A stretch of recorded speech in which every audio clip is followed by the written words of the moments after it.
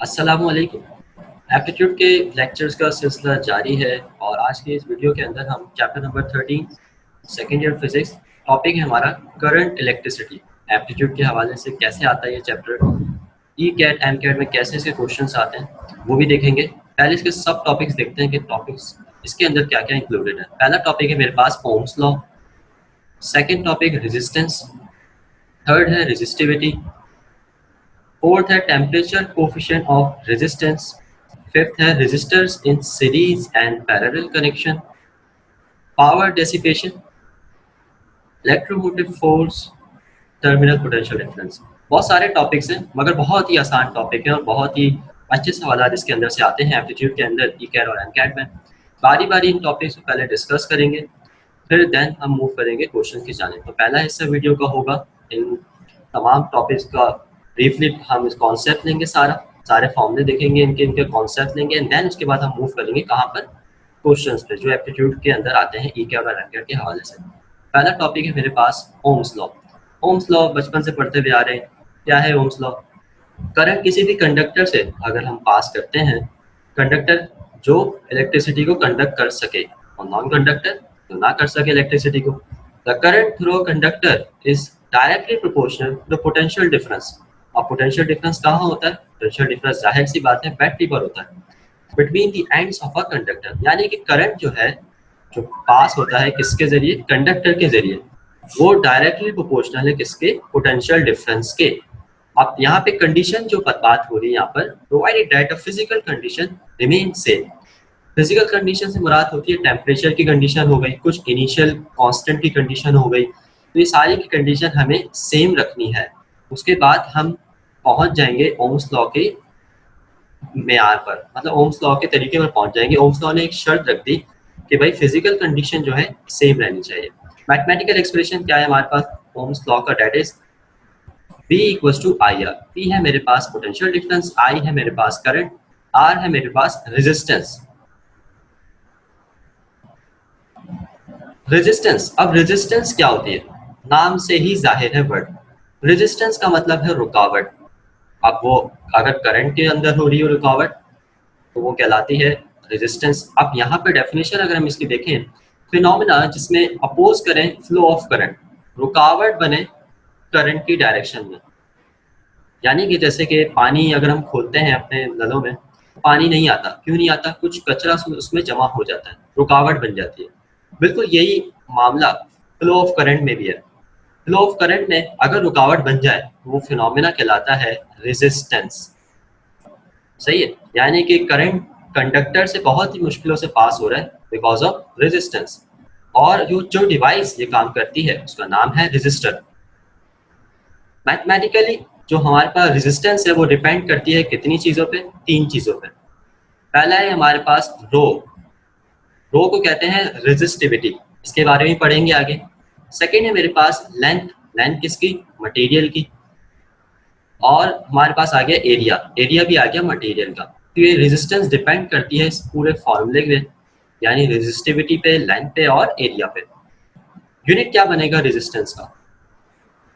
Resistance का unit बना जिसने इसको दरियाफ्त किया, इस डेफिनेशन को, इस कॉन्सेप्ट को, उसी के नाम पे बना। ओम्स लॉ से ही ये सिलसिला चल रहा है, V equals to I R. तो ओम्स ने ही इसका यूनिट बनाया, अपने ही नाम पे इसका यूनिट रख लिया, दैट इज ओम। ओमेगा इसका सिंबल होता है। तो रेजिस्टेंस का यूनिट हमारे पास आ गया ओम। अब चलते हैं रेजिस्टिविटी पर। Resistivity of a wire of a material per unit of its length and per unit of its area of its cross section। Material की कितनी एबिलिटी है कि वो रेजिस्ट कर सके इलेक्ट्रिक करंट को। जैसे कि मुझे एक बंदा है थप्पड़ मारे जा रहा है, मारे जा रहा है, मारे जा रहा है, मेरी भी तो एक अपनी सलाहियत होगी कि मैं एक वक्त तक एब्जॉर्ब कर लूंगा, लेकिन उसके बाद मैं उसे मार दूंगा चमाटा। तो यही बात रेजिस्टिविटी की है, कितनी सलाहियत है मटेरियल की कि वो करंट को रोक सके। सही। अब जाहिर है मटेरियल की कुछ ना कुछ लेंथ होगी, कुछ ना कुछ एरिया होगा। मैथमेटिकली कैसे एक्सप्रेस करते हैं रेजिस्टिविटी को? कुछ नहीं करा, सिर्फ और सिर्फ ऑर्डर अरेंज कर दिया। रेजिस्टिविटी बराबर है resistance times area upon length. यानी कि रेजिस्टिविटी डिपेंड करती है एरिया पर भी, लेंथ पर भी और ऑफ कोर्स रेजिस्टेंस पर भी। Resistivity is the reciprocal of conductivity. बिल्कुल सही कह रहे हैं।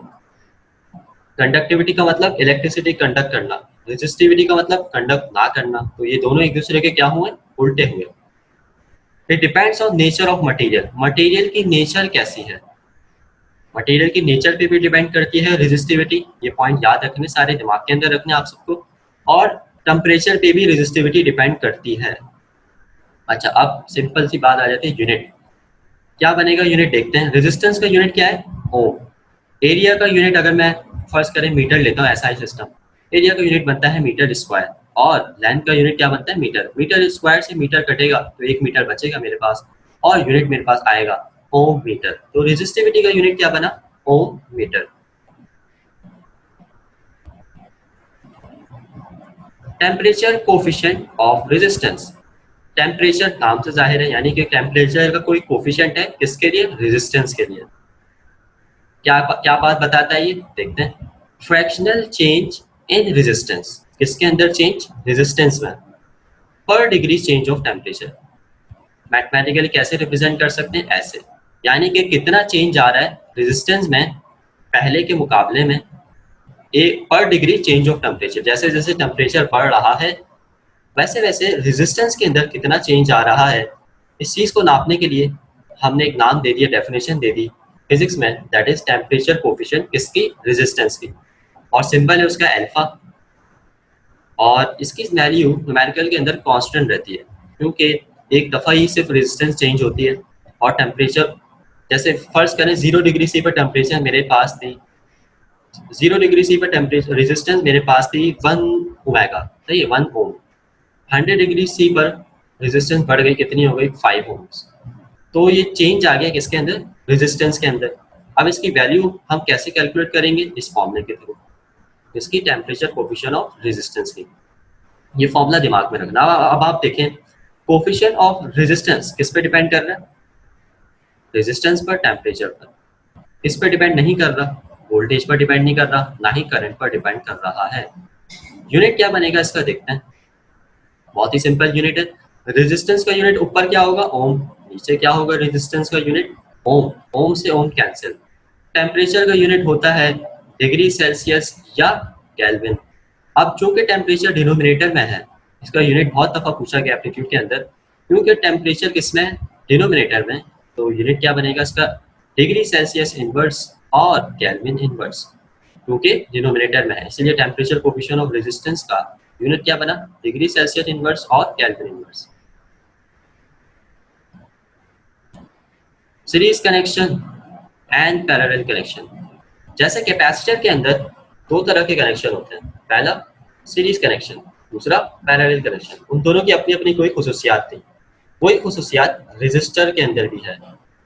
रेजिस्टर वो डिवाइस जो इलेक्ट्रिक करंट को रोकते ही है, और रेजिस्टेंस वो फिनोमेना जिसमें अपोज होता है फ्लो ऑफ करंट, रुकावट पैदा होती है करंट की डायरेक्शन में, पास जब होता है कंडक्टर से। सीरीज कनेक्शन का पहला पॉइंट है मेरे पास, रेजिस्टर जाहिर कनेक्टेड होंगे सीरीज में। In series connection current remain unchange throughout the connection, जैसे कि हमारे पास सीरीज कैपेसिटेंस में चार्ज सेम रहता था, इसी तरीके से हमारे पास सीरीज कनेक्शन में जब हम रेजिस्टर्स को ज्वाइन करते हैं तो क्या चीज सेम रहती है, करंट सेम रहता है through out the connection. Voltage हम कैसे निकाल सकते हैं, इंडिविजुअल वोल्टेज को सम अप करके। नेट इक्विवेलेंट रेजिस्टेंस कैसे निकाल सकते हैं, तमाम इंडिविजुअल रेजिस्टेंस को सम अप करके। जबकि हम क्या करते थे सीरीज कैपेसिटेंस में, इंडिविजुअल कैपेसिटेंस को रेसिप्रोकल करते थे, देन इनको सम अप करते थे। जबकि सीरीज कनेक्शन में जब रेजिस्टर्स को ज्वाइन कर रहे हैं तो क्या कर रहे हैं, इंडिविजुअल रेजिस्टेंस को सिर्फ और सिर्फ सम अप कर रहे हैं। तो आप देखें नेट रेजिस्टेंस मुझे मिल रही है आर, आर बराबर है R1 plus R2 plus R3 and so on. जितने भी रेजिस्टेंस कनेक्टेड हैं सीरीज के अंदर, उन सबको निकालने का ये वाला फॉर्मूला है, उनकी इक्विवेलेंट रेजिस्टेंस निकालने का ये वाला फॉर्मूला है। पैरेलल कनेक्शन में रेजिस्टर्स कनेक्टेड होंगे पैरेलल में। पैरेलल कनेक्टेड में हमारे पास वोल्टेज जो है वो सेम रहेगा, जैसे कि पैरेलल कैपेसिटर के अंदर भी क्या चीज सेम रहती थी, वोल्टेज सेम रहता था। तो पैरेलल रेजिस्टेंस में जब कनेक्शन हो रहा है तो हमारे पास वोल्टेज भी क्या रहेगा, सेम रहेगा। अब यहाँ पर करंट हम निकाल सकते हैं, कैसे निकाल सकते हैं, इंडिविजुअल करंट को सम अप करके हम टोटल करंट निकाल सकते हैं पूरे के पूरे सर्किट का। I equals to I1 plus I2 plus I3. Net equivalent resistance obtain by, net equivalent resistance कैसे निकालूंगा मैं? सिंपल, इन्वर्स करके रेजिस्टेंस का प्लस सम अप कर देंगे उनको। आप देखिए 1 upon R equal to 1 upon R1 plus 1 upon R2 plus 1 upon R3।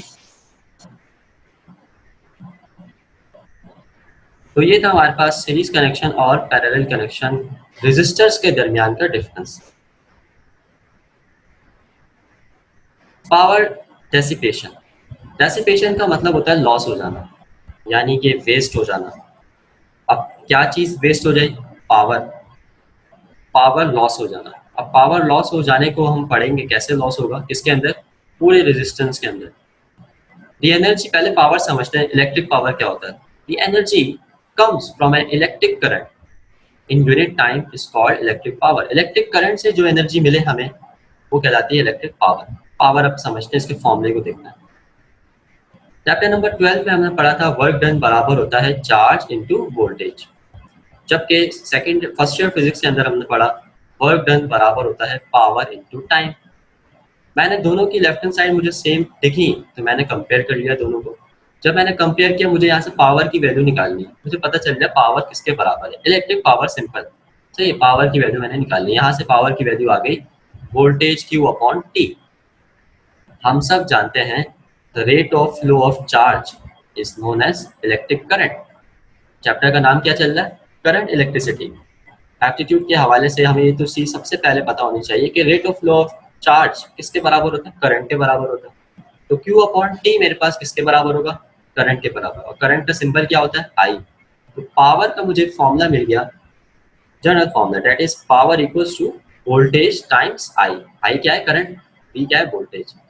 अच्छा, अब वोल्टेज बराबर है I इंटू आर के, ओम्स लॉ के मुताबिक। इसके मुताबिक, ओम्स लॉ के मुताबिक, तो मैं क्या करूंगा, V की जगह रख दूंगा क्या? IR। तो मैंने रख दिया V की जगह IR। तो यहाँ से मेरे पास, अच्छा, V की जगह IR भी रख सकते हैं आप, और I की वैल्यू V अपॉन आर भी रख सकते हैं। इस फॉर्मूले के अंदर हमने I की वैल्यू रख दी V अपॉन आर, तो मुझे मिल गया पावर किसके बराबर? V स्क्वायर बाय आर के। एक और फॉर्मूला जो मैं जनरेट कर सकता हूँ, कैसे? V की जगह IR रख के, तो ये आ गया मेरे पास पावर डेसिपेशन, यानी कि पावर कितना लॉस हुआ किसी भी वायर के अंदर, यानी वायर के अंदर रेजिस्टेंस भी है और पावर लॉस भी हो रहा है। तो पावर कितना लॉस हुआ उसका फॉर्मूला हमारे पास मौजूद है, power equals to I square into R. कहाँ से आया? ये पूरा छोटी सी डेरिवेशन से आया। तो ये दो आपको फॉर्मूले याद रखने हैं, वर्क डन बराबर है charge into voltage, work done बराबर है पावर इंटू टाइम। तो यहाँ से आप पूरा कैलकुलेशन करके आप इस सवाल तक, इस डेरिवेशन तक पहुँच सकते हैं। लेकिन आपको सिर्फ दिमाग में रखने कैसे आया, और मैं चाहता डायरेक्ट लिख देता तो आपको समझ में बिल्कुल भी नहीं आता। तो ये है फॉर्मूला पावर डेसिपेशन लॉस का किसी भी रेजिस्टर के अंदर। इलेक्ट्रोमोटिव फोर्स, मोटिव का मतलब मोशन, इलेक्ट्रिसिटी मोशन, यानी कि इलेक्ट्रिसिटी में हम कैसी फोर्स जनरेट करें। आप देखिए बैटरी जो है, बैटरी वो वाहिद चीज़ है जो कनेक्शन को चलाती है, उसके अंदर फोर्स पैदा होती है, इलेक्ट्रोमोटिव फोर्स। सही है, उसके बारे में पढ़ते हैं। Energy required to drive the charge around the circuit. Drive का मतलब चलाना, इसको? चार्ज को। सर्किट के अंदर किस चीज को चलाया जाता है? चार्ज को चलाया जाता है। किसके जरिए चलाया जाता है? बैटरी के जरिए चलाया जाता है। तो बैटरी की कुछ एनर्जी है, उस एनर्जी को कहते हैं, उस फोर्स को कहते हैं जो चलाती है चार्ज को पूरे सर्किट के अंदर। सही, वो कहलाती है इलेक्ट्रोमोटिव फोर्स। क्या कहलाती है? Electromotive force. इलेक्ट्रोमोटिव फोर्स को हम EMF भी कहते हैं, E.M.M, स्टैंडर्ड फॉर्म है। क्या है इसकी प्रॉपर डेफिनेशन? देखें, total potential difference of the cell और बैटरी, यानी कि जब करंट हम भेज नहीं रहे कहाँ पर, मुख्तलिफ किस्म के पल्स के अंदर, मुख्तलिफ किस्म के रेजिस्टेंस के अंदर, कैपेसिटर के अंदर, वो टोटल पोटेंशियल डिफरेंस बैटरी का कहलाता है क्या? Electromotive force. समझ में आ रही है? When no current drawn from it, जब आप कोई करंट निकाल नहीं रहे बैटरी के अंदर से। EMF of a battery is given by, इसका फॉर्मूला होता है इलेक्ट्रोमोटिव फोर्स का। क्या फॉर्मूला है? Voltage plus IR। I क्या चीज है? करंट है। स्मॉल r क्या चीज है? Where R is the internal resistance. Capital R भी हमारे पास रेजिस्टेंस होती है और स्मॉल आर भी हमारे पास रेजिस्टेंस होती है। स्मॉल आर इंटरनल रेजिस्टेंस से एक्सटर्नल रेजिस्टेंस कैपिटल आर होती है। इंटरनल रेजिस्टेंस हमारे पास पाई जाती है छोटे पैमाने पे। समझ में आ रही बात? अब यहाँ पर फॉर्मूला हमारे पास आ गया इलेक्ट्रोमोटिव फोर्स E बराबर है किसके, potential difference plus I R. Electromotive force remain unchange with change of voltage and resistance. आप जितना वोल्टेज बढ़ा लो, जितना रेजिस्टेंस बढ़ा लो, टोटल पोटेंशियल डिफरेंस बैटरी का यानी कि ईएमएफ क्या रहेगा, कांस्टेंट रहेगा। ये वाली पॉइंट दिमाग के अंदर रखना है। टर्मिनल पोटेंशियल डिफरेंस, इसका बहुत ताल्लुक है ईएमएफ से और ये टॉपिक भी बहुत ही कनेक्शन है इसके अंदर। Potential difference at the terminal of a battery. देखिए ईएमएफ क्या है, टोटल पोटेंशियल डिफरेंस किसी भी बैटरी का। लेकिन टर्मिनल पोटेंशियल डिफरेंस क्या है, वो पोटेंशियल डिफरेंस जो सिर्फ बैटरी के टर्मिनल पर होता है, बैटरी के टर्मिनल पर होता है, टोटल नहीं होता। टोटल क्या कहलाता है, ईएमएफ कहलाता है। सिर्फ टर्मिनल पर जो पोटेंशियल डिफरेंस होता है वो कहलाता है टर्मिनल पोटेंशियल डिफरेंस। अब इसके तीन केसेस हैं हमारे पास। पहला केस है शॉर्ट सर्किट। शॉर्ट सर्किट में हमारे पास टर्मिनल वोल्टेज जो होता है वो कम से कम होता है। आप ये समझ लें वोल्टेज क्या हो जाता है, जीरो हो जाता है। टर्मिनल पर जो वोल्टेज होता है शॉर्ट सर्किट के केस में जीरो हो जाता है, that is voltage V equals to zero. दूसरा केस है ओपन सर्किट। ओपन सर्किट के अंदर हमारे पास टर्मिनल वोल्टेज जो होता है वो बराबर रहता है ईएमएफ के। ईएमएफ किसके, बैटरी के। यानी कि टर्मिनल वोल्टेज रिमेन अनचेंज रहता है। जितना मेरे पास इलेक्ट्रोमोटिव फोर्स है, इलेक्ट्रोमोटिव वोल्टेज है, उतना ही मेरे पास टर्मिनल वोल्टेज है। जैसे 6 वोल्टेज अगर ईएमएफ के हैं तो टर्मिनल वोल्टेज भी मेरे पास 6 ही कहलाएंगे ओपन सर्किट के केस में। लास्ट केस है मेरे पास क्लोज सर्किट। ये क्लोज सर्किट का केस भी दिमाग में रखना है। इलेक्ट्रोमोटिव फोर्स बराबर है वोल्टेज प्लस आई आर के। यहाँ पर आप देख लें आई आर का इजाफा हो गया। क्लोज सर्किट के केस में किसका इजाफा हो गया, आई आर का। यानी कि यहाँ पर रेजिस्टेंस आएगी, यहाँ पर रुकावटें पैदा होंगी करंट के अंदर। किसके केस में, क्लोज सर्किट के केस के अंदर। Point two remember, terminal voltage बढ़ता है, increases with load resistance and decreases with decrease of load resistance. यानी जैसे जैसे आप रेजिस्टेंस बढ़ाते जाओगे तो टर्मिनल वोल्टेज बैटरी का बढ़ता जाएगा, और जैसे जैसे आप डिक्रीज करते जाओगे लोड रेजिस्टेंस तो टर्मिनल वोल्टेज क्या होता जाएगा, ऑब्वियसली सी बात है कम होता जाएगा।